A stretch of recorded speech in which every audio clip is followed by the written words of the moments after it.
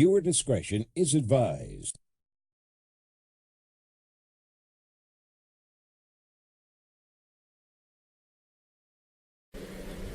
We're at the final part of the rushing beat commentary, and how many minutes do we have left? 34 minutes and change? Are you ducking out of your mind game?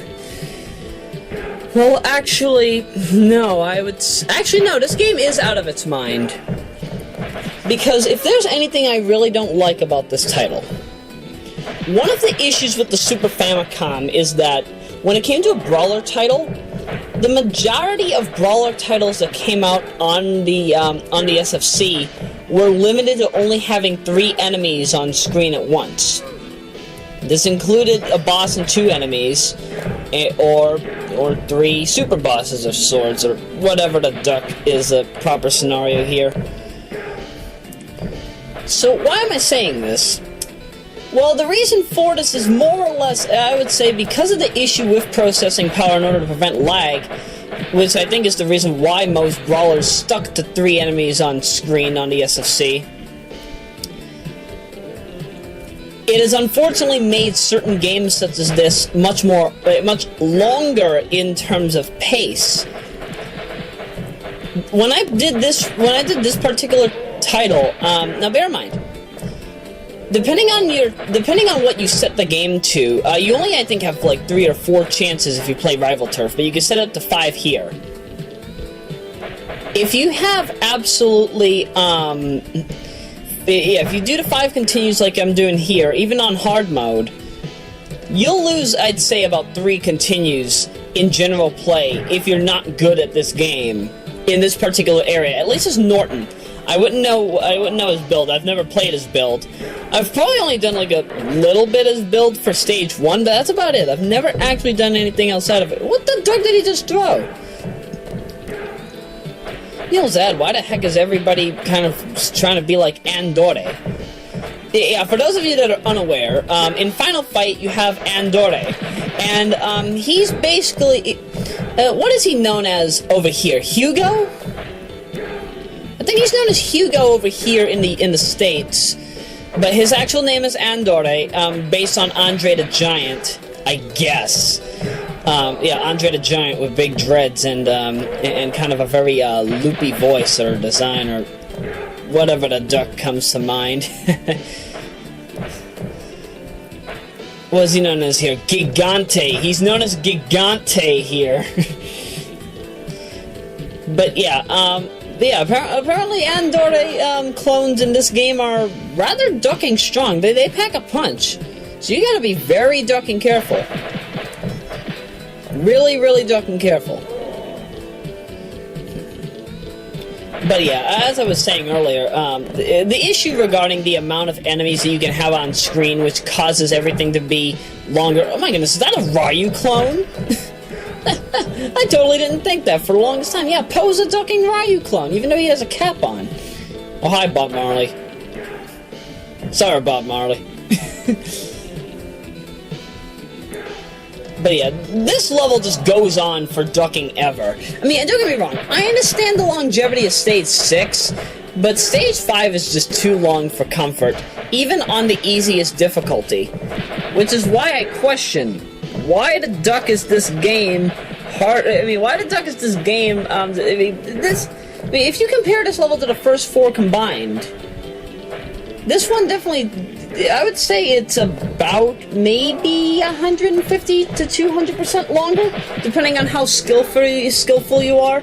It's probably easier in 2-player mode and 2-player co-op, more or less because you have an extra, more powerful character by your side. But that's entirely out of my league. I'm not really sure as to how to really put that. Also, my shock and surprise, you know, we've had speedruns of Streets of Rage. I think 2 and 3 have also had speedruns. We have never had a speedrun of Rushing Beat. Literally, we've never had a speedrun of Rushing Beat. What gives? Why is this game not... Why does nobody want to speedrun this game? Seriously. Nobody wants to do a task of this for task videos? Come on, task community. pump out something. Pump out something with this game. This game is not as hard as I'm putting it out to be. It can be far better. Far better. Oh, that go symbol's just, what the? Look at how Norton's holding this wrench! He's not even holding the wrench! He's holding it from in between the lower portion. What kind of wrench is that? Is that a monkey wrench? I never knew the names of these wrenches. I honestly never did. It's been a long time since I've actually studied them, to be truthful. Yeah, goes to show you how old I am. I haven't had to use a wrench since grade 8. When Mr. Posey had me for CAD Cam and woodshop.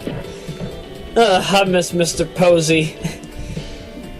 One of the best people I've known up to now. It's definitely a shame to know that he's gone.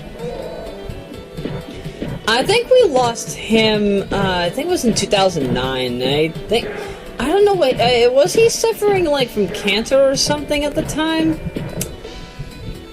I'll probably have to look him up. I think his name is Richard Posey. Either way, definitely one of the best for his time. Absolutely. I mean, heck, I remember he was giving us I remember one day, like, we didn't do any kind of computer work nor woodwork. He just had us sit down in the chair and just had us tell us. He just told us a lovely story. Much to my shock and surprise, he actually told us about the economy back in the economy as it was back between the 30s and 50s. You could literally get a house for $380. $380 for a ducking house. You can't get a house like that nowadays, unless if it's up for liquidation or something. But that actually kind of does bring me a bit of a wonder as to the issue regarding homelessness among citizens. Because I thought I saw this on, like, Occupy Democrats or one of those major left-wing political websites or pages on Facebook.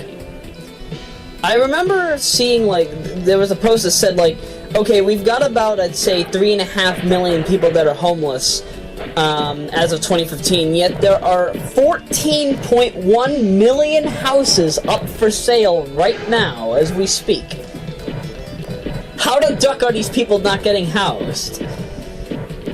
Definitely goes to show you how broken of a government we have here in North America, where we have more houses available than there are homeless people, and yet they can't be housed for whatever reasons probable. Please bear in mind, this does not include people that are in shelters. This does not include convicted felons that happen to be out on the run. This is simply involving people that are actually homeless right now, either because they lost their house, or they just don't want to have a house, or whatever comes to mind.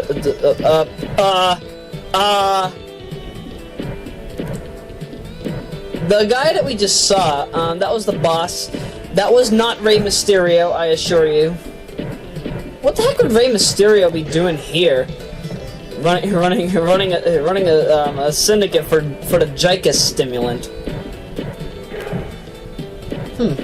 Jicus sounds like a certain disease that we know right now. Oh, right! The Zika virus. Yes, according to Bernie Sanders, the Zika virus is referred to as Zika. So, yeah, I'm gonna refer to it as such for now. It's kind of like one of our Generation 2 notables in the Team Militia Hell. She basically said she used the term Libra as Libra. She always has pronounced it as Libra, so I just stuck with it. It stuck with me. So I thought, hey, why not use it for my own self? And you know, it's helped out. Contrary to the fact I am a Scorpio. Oh, the English language is a very broken language, isn't it? It's kind of like how Wilford Brimley says diabetes instead of diabetes. But I prefer diabetes. I prefer pronouncing it as diabetes. It just sounds easier. Sounds faster. It's kind of like WBZ. I call it CBS 4 News. Why the heck is the leader of CBS 4 News here in Boston not calling it CBS 4? Actually, I think I talked about this before. The whole logic behind that was actually the fact that, so the CEO, or whoever the head is of CBS 4 in Boston, he decided, to get a random taxi ride in the downtown region, if my memory serves correct. It was either in the downtown region or probably somewhere near, maybe somewhere near the Ted Williams Tunnel, who knows, I had to double check. But from what I saw, from what I heard, basically the taxi driver was saying, like, hey, what the heck happened to WBZ? And as a result, that's why the CEO in 2006 and 2007 decided to switch back from CBS 4 News, which they had coined back in 2004. Before that, it was known as WBZ4, and before that, it was known as Channel 4 News, and before that, it was Channel 4 Action News. CBS 3 down in Philadelphia, which, what is that, WJT or whatever the ducket's name is? Or is it WZJ or something around that? No, WJZ, that's down in Baltimore, right? It's either Baltimore or Georgia. That's CBS 13, if my memory serves correctly. Dang. CBS 3 in Philadelphia calls itself Eyewitness News, Channel 3 Eyewitness News, even though it's still technically CBS 3. But yeah, we seriously need to make WBZ CBS 4 again, because ever since 2006 and 2007, when I remember, they brought David Wade on around that same time. Dang, he's been there for over 10 years almost. If not 10 years by this point. But yeah, I've been calling WBZ CBS 4 ever since that time, ever since they went back to WBZ instead of WBZ 4. So it makes sense for me to call WBZ as CBS 4 News, if only because that's what I remember when growing up in Boston in the mid-2000s. I'm sure that a lot of people will agree with me that it needs to go back to CBS 4. I mean, because heck, Bob LaBelle was there, we had Liz Walker, Jack Williams. Lisa Hughes is one of the only people from the modern generation to still be there, by the way.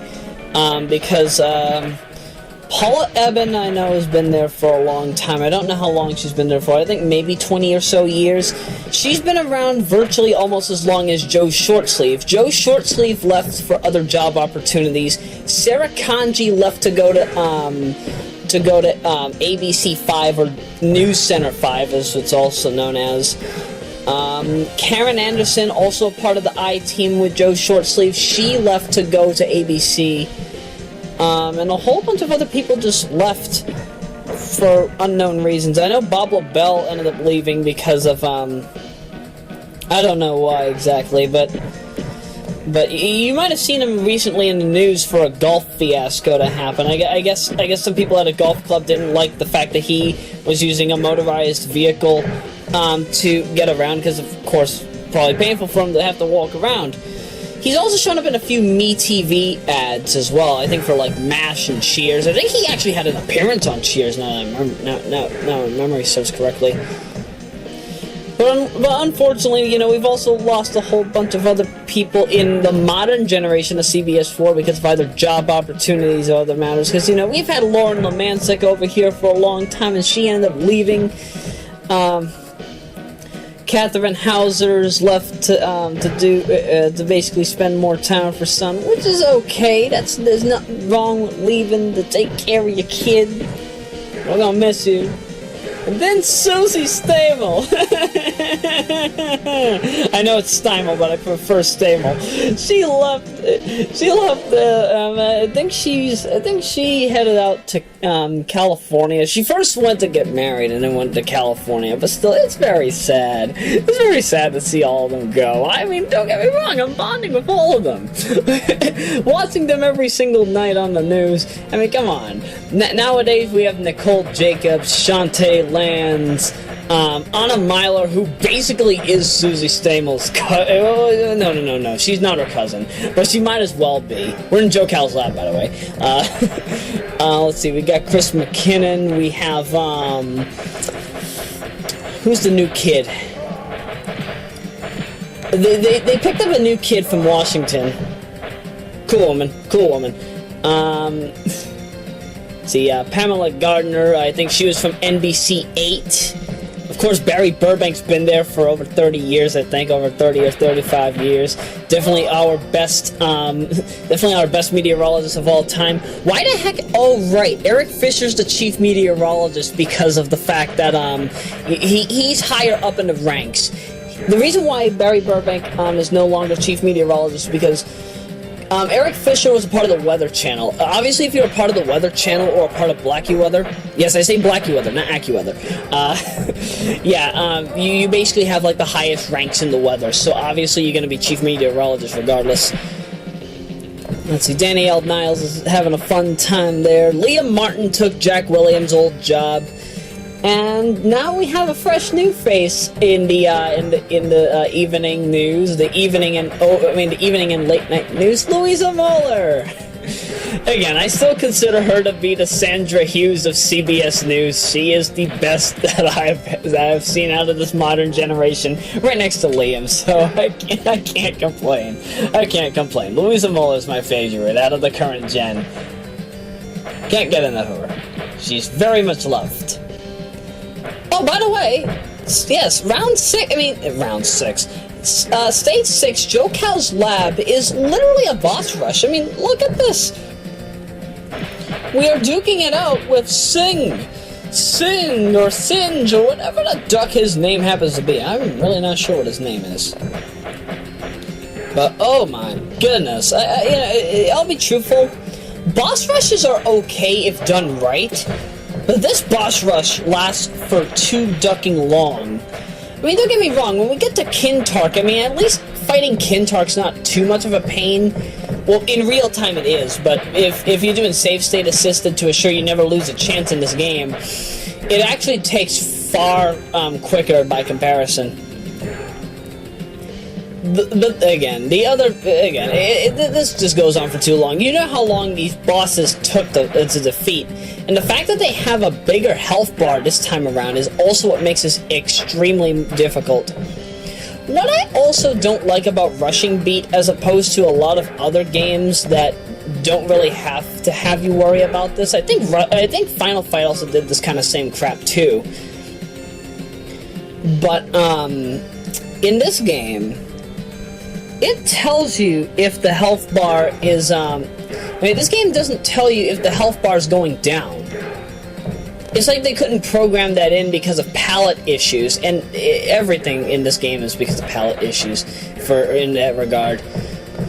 The first Streets of Rage actually did this as well. The orange health bar, if it was Peach, then you knew that it wasn't down. When it turned a literal orange, that's when you knew that they were on their final health bar of health. But in this game, you can't tell when somebody's on their final bar of health. It doesn't say. Wait, that one's Rue? That enemy was Rue? This enemy looks like something out of I'm trying to think here. Because he has an attack. Yeah, he has the Tech Brocky Spiliukin, yes. But he also has a hit combo that's kind of like E Honda. What does the E in E Honda stand for? I never could understand that. Because I know that M Bison, depending on your region, M Bison is Master Bison, but of course the Japanese M Bison is Balrog. Who is Vega? Let's see. Balrog in the Japanese version is actually Mike Bison. Now, do you understand why they had to change the name from Mike Bison to Balrog for the international releases? I think Balrog is actually still known as Mike Bison in the Japanese Street Fighter series. I'd have to check though. I honestly don't know, cause we got Dudley in place of Mike Bison for Street Fighter 3. So that would mean that Mike Bison wouldn't return until 4. I'll have to check. If Mike Bison in 4 is still known as Mike Bison, then okay, I'll settle with it. If Vega is known as Balrog there, alright. If Master Bison is known as Vega, then all hell's gonna break loose. That's all I can really say. At least without it not being too bad for comfort.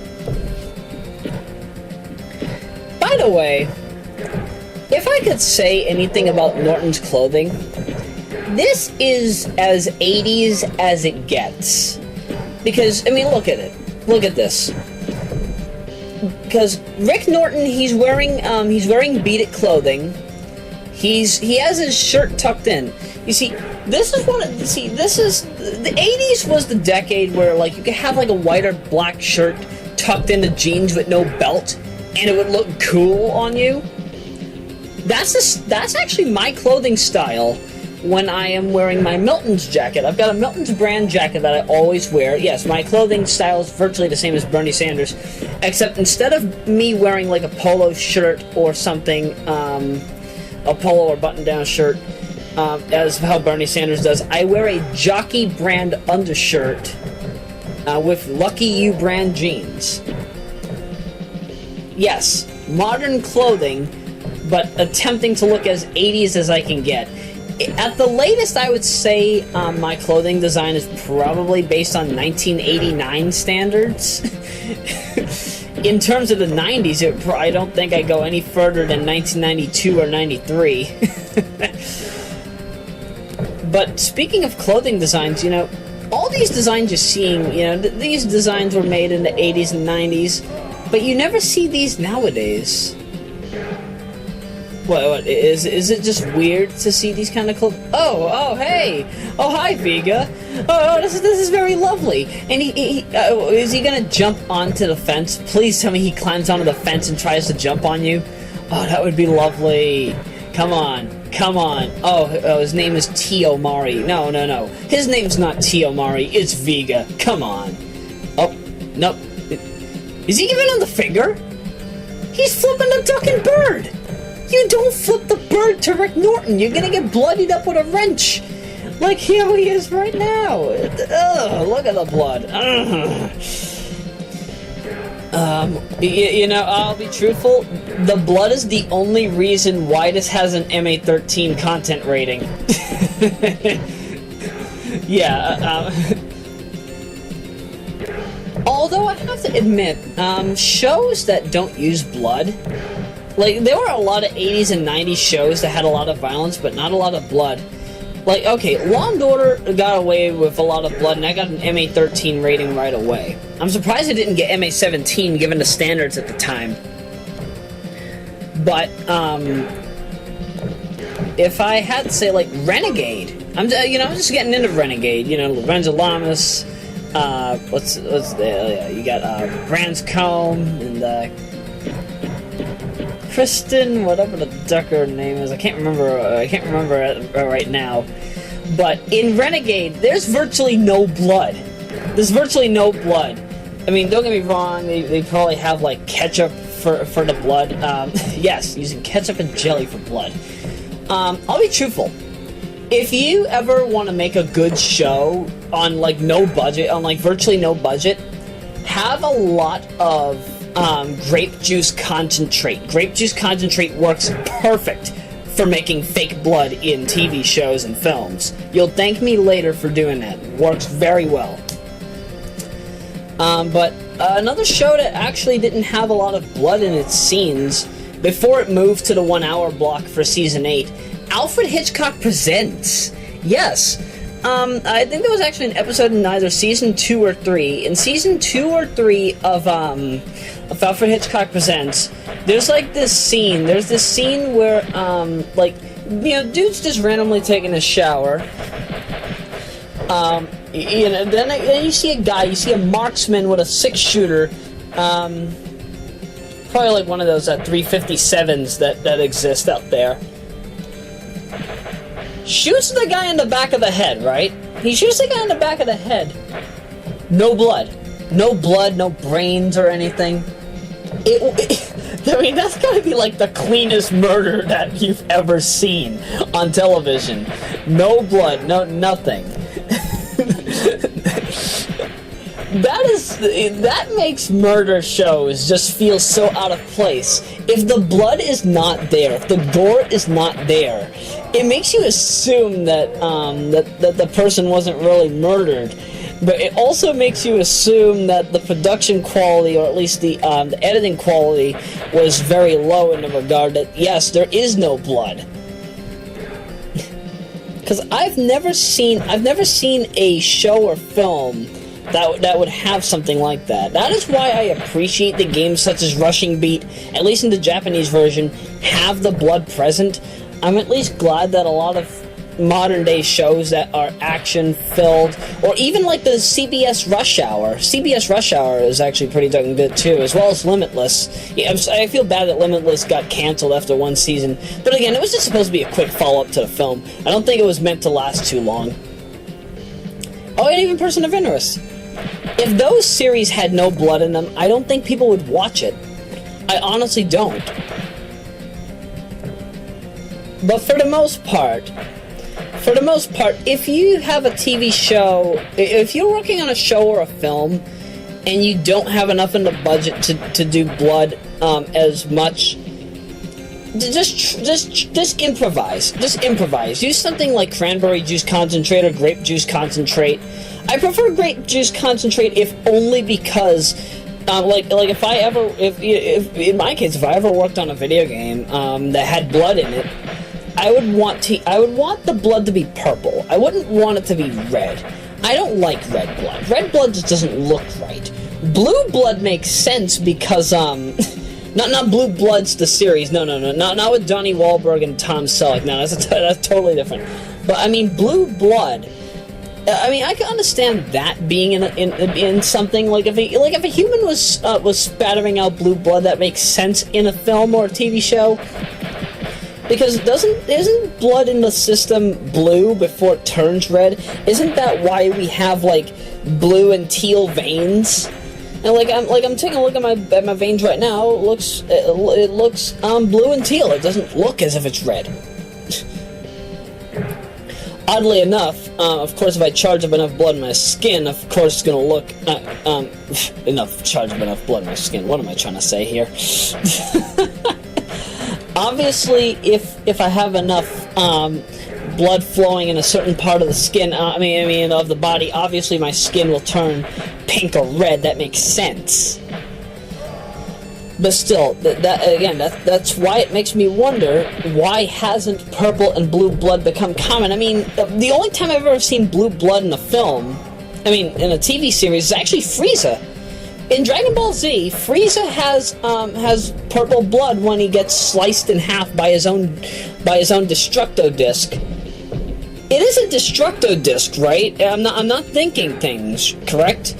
Because the Destructo disc seems exactly the same as Krillin's, only far faster and far more deadlier. Are we coming up to the final boss? Are we coming up to Kintark? Yeah!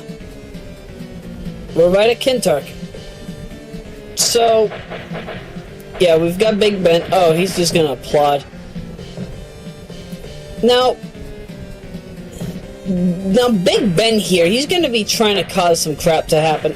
Now, one of the issues I had with Kintark is that he's just too ducking fast, and he has a big hitbox range when he attacks. I mean, look at this. He shoots Hadoukens out of his mouth. Final Fight Street Fighter much? And bear in mind, I don't think Jellicoe has any business to do with Capcom, so I'm surprised that Capcom didn't like file some kind of a lawsuit regarding the usage of this in the game, but I guess it was okay. Oh my goodness. Oh, by the way, yeah, so only when he's in blue status, when his skin is brighter, that is when he's okay, but he's in what I refer to as Jicus mode when he turns red. When he turns red, he's totally invincible. If you try to attack him, he will hurt you. It's not a happy sight. What I at least appreciate is like when he tries to do his dive attack, or when he does his Hadouken. If you're in the air and you do an attack, if you are like at least one hitbox row off, he won't hit you. And it's very hard. It is extremely hard to get this just right.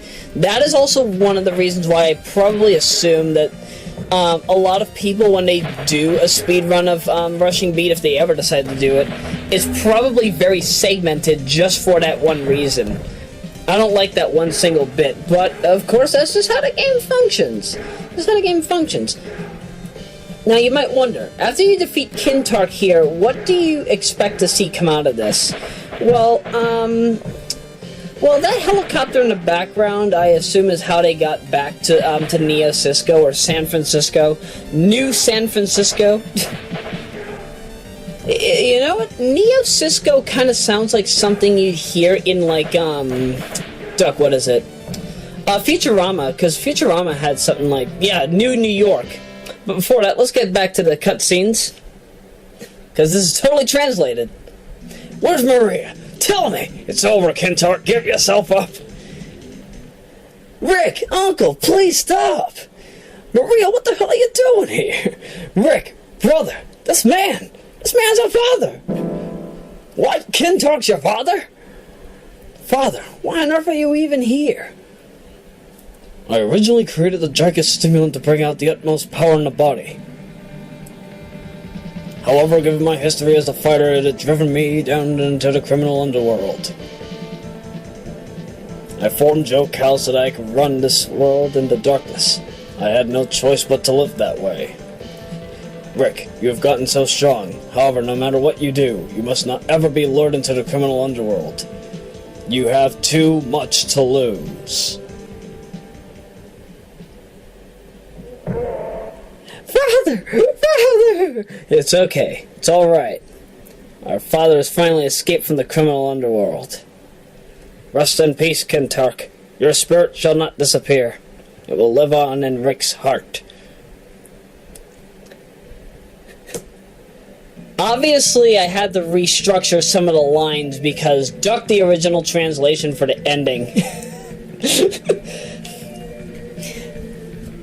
But yeah.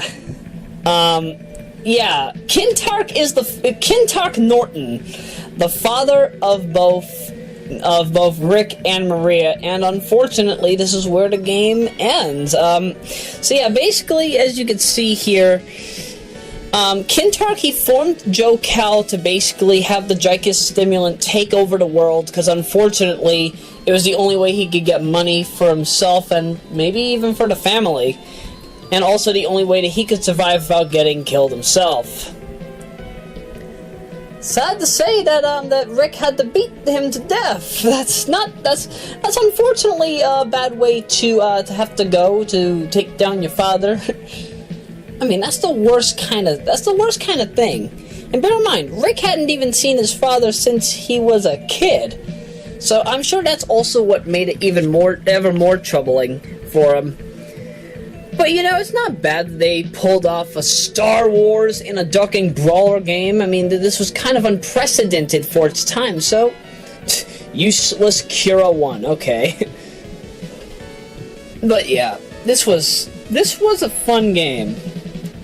Definitely a fun game, in all regards of the word.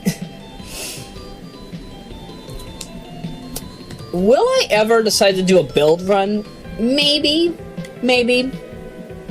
But for the time being, I don't think it would make sense, because there's no alternate ending if you beat the game as build, to my knowledge, anyway.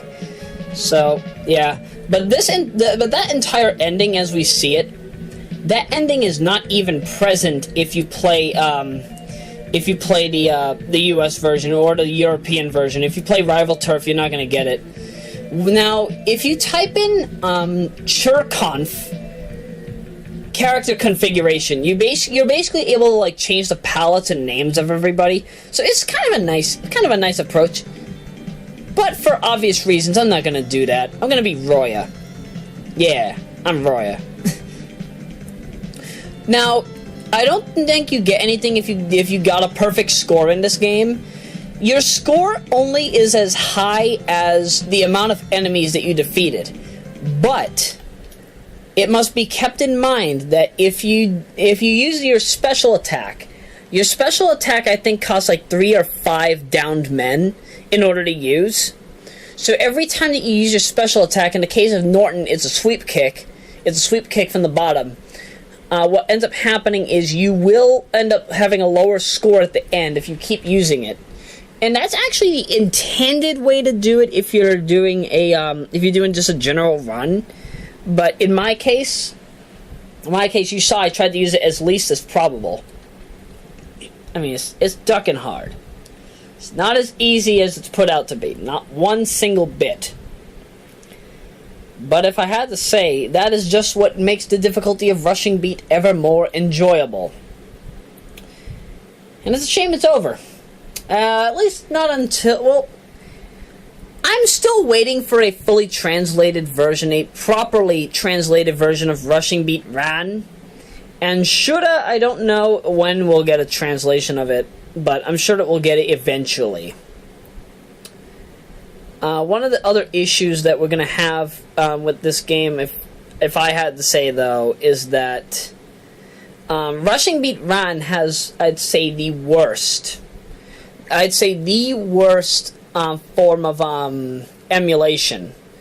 Because I've been trying desperately to beat Rushing Beat Ran, but I did a Norton playthrough, and unfortunately what I'm suffering from in this game is the fact that in Rushing Beat Ran you have the issue of flicker. You have constant flicker on screen.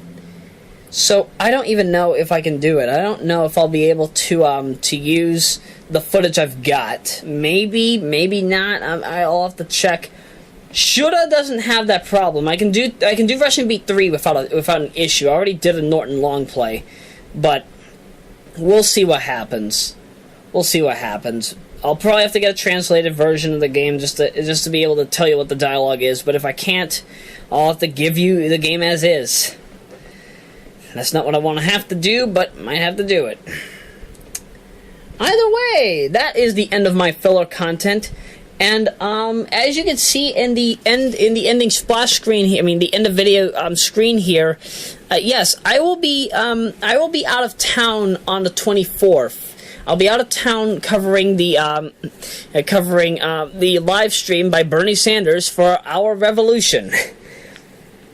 The Our Revolution movement will definitely be a very fun one, and will definitely help a lot of us try to run for office up and down the ticket. Who knows? Maybe even I will run for mayor of Lynn, Massachusetts.